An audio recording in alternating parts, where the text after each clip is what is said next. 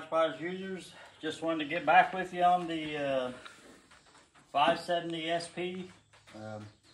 It's a 24, basically the cheapest one Polaris makes now. The dealer that we went to actually had it on the full-size 570 3-seater on sale for actually the same price, but we kind of like these channeled bars for mirrors and stuff to fit on. Just seems a little better to us. We got 40 miles on it now. The only thing we really noticed is it sits up a little taller than the 2016 that we had. Not a big deal, but it does sit up a little taller for some reason. And we did notice a little rattle, and I think it's the exhaust. I have not contacted the dealer on it, don't even know if I will. It's not bad, but it is noticeable. Other than that, we really like it so far. Like I said, it's exactly like the 16 we bought new, and we sold it and got a crew 1000, and we liked it, but it was a lot bigger. Definitely noticing power difference, and the 1000 had it was a premium, so it had power steering. This does not. Again, this is the cheapest one that I'm aware of that Polaris makes now, new. We got the mirrors, the top. I got this from superatv.com. Highly recommend. Comes with foam to put over the top so you get no rattles from it, and it's very thick. It's extremely thick.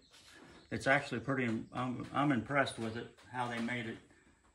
We also got a rear view mirror. I believe that was Amazon, I think.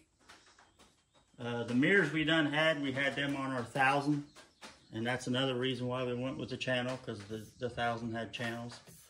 Another thing we like about the channels is when we do get a front windshield, the windshield actually sits in that channel, and it's a little bit more airtight. Now, how important that'll be for us, honestly, when the time comes, I don't know, but I just kind of like that better.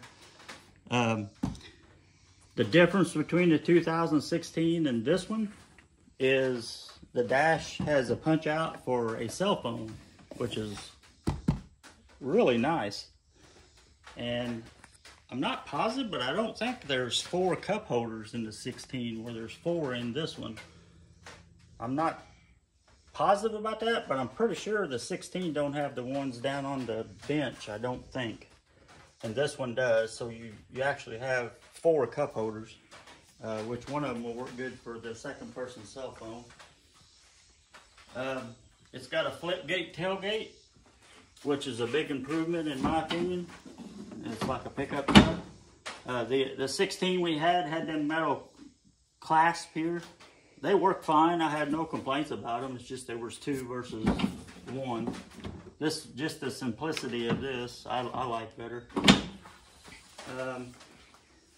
This one's probably got a little bit more storage than the 16. If you'll notice, there's one over on the driver's side down low. I think I actually have my leather gloves in it now. And then there's a small holder there, but that is not deep enough for a cell phone, just so you know. At least not our iPhones anyway. A nice big compartment there, and another place for like gloves or whatever, and then of course the actual glove compartment. Something else that the 24 has that the 16 does not, this is actually for a trickle charge. It's already set up from the factory. You can plug a trickle charge in there and keep the battery all the way up year round, which I think is great. And of course it's got its turf mode and positive rear lock, and then of course the true 4-wheel drive like Polaris has, and then of course it's got the 12-volt. And the dash is punched out for several other rockers for winches and stuff like that, which may come later on, not sure. So far we really like it. I will say I do miss the power steering. I'm not gonna sugarcoat that. Even though this is a lot smaller than the 1000 we had, the power steering is definitely noticeable. The 16 did have on this front bumper bars that came out. This one here, if you'll notice, is just a flat, straight. You know, it's not bad. It's still beefy, But I did, on the 16, I did like it how Polaris came out with the bars on both sides. I've probably got a picture of that. I'm not positive, but if I do, we'll include it in the video later or before, just so you know what I'm talking about. But on the 16, it had bars that came out right out here to kind of protect this a little more. That's the difference in the front end that I see. Trying to think if there's anything else. Like I said, we got 40 miles on it. We don't use one a lot. We never used one to go mudding with or nothing like that. So we just use it around the house. And so we just decided to go as cheap as we possibly could. And at the time, this was as cheap as we could go.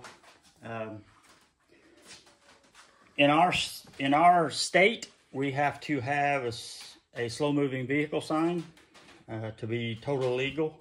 We also have to have tags, which we're still waiting on the dealer to get all the paperwork to us to get the tags to actually be legal on the roads.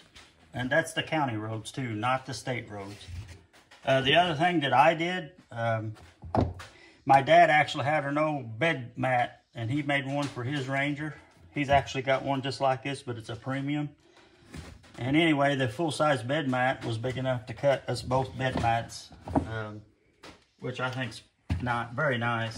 It keeps stuff from sliding around, just like it does in a bed of a pickup. This has also got tie downs in each corner, and it's got slots for 1x4s here and here.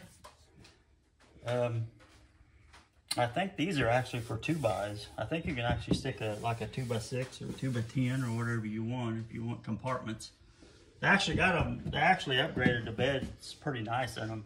This one tilts just like the 16 did. It's hydraulic help.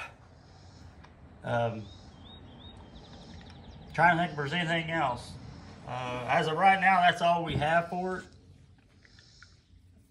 And we're planning on we've got the back glass for it through Super ATV, but I have not installed it because we're not going to put it in until closer to winter. So that's why I'm not really going to review that. Again, we do have it. We found it on sale the same time we got the top. But I don't really want to review it because honestly, I'd be fibbing if I did because we haven't even put it in yet. So when we put that in, I might review that. But as of right now, we're really pleased with the Super ATV top for the 2024 mid-size 570 Ranger. If you have any comments or questions, or again, that little bit of a rattle on the exhaust, it's not a huge deal, but if anybody's got any ideas or is familiar with these, on our 16, I don't think these springs, all these spring loadeds was here. There's 3 of them across the top, and if you'll notice, it's hard to move, but when it's running, it kind of vibrates a little bit. And again, that's really not a complaint, but if I had a complaint, that would probably be the one I had. Anyway, if you got any questions, comments, please like, comment, and share, subscribe, and we'll catch you on the next one. Thanks, this is Jeff from Hodgepodge Hoosiers. Bye.